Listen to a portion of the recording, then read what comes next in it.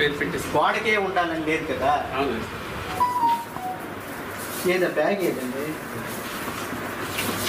25 1350 14 20 sir open చేస్తున్నారు. అదే ఇది 15 గణాలు చెప్పాము. ఎన్ని పాదాలు ఉంటాయి?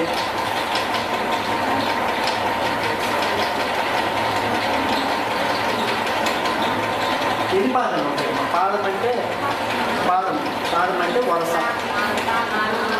అందులో ఎన్ని ఉన్నాయి? 4 పాదాలు ఉంటాయి.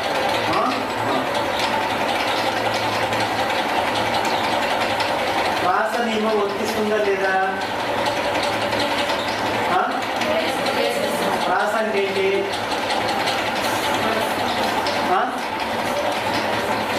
వరుస క్రమము. దేని వరుస క్రమం చూస్తాము?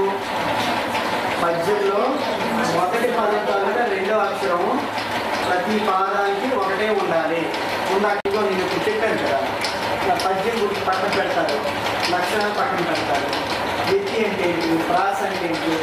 4 పాదాలు అంటే ఉన్నాయి. ఓకే. ఉత్పన్న ఇదేంటిది ఇవిడేది అన్నారు. సూర్యగణాలు చంద్రగణాలు. ఏంటి సూర్యగణం అంటే ఏంటి? చంద్రగణం. గణాలు అంటే ఏంటి? గణం అనే ఎప్పుడు వస్తుంది ఏంటి? ఎప్పుడు వస్తుంది ఏమిటిది? ఈ గణాల విభజన ఎట్లా చేస్తాము అదే మళ్ళీ ఇది చేయాలి. యమత రాజబానస లగం అని వచ్చాము మీకు. యమత రాజబానస లగం అని బోర్డు మీద రాసుకొని దానికి మనం చేస్తే మనము ఉత్తమ ఇది ఏంటంటే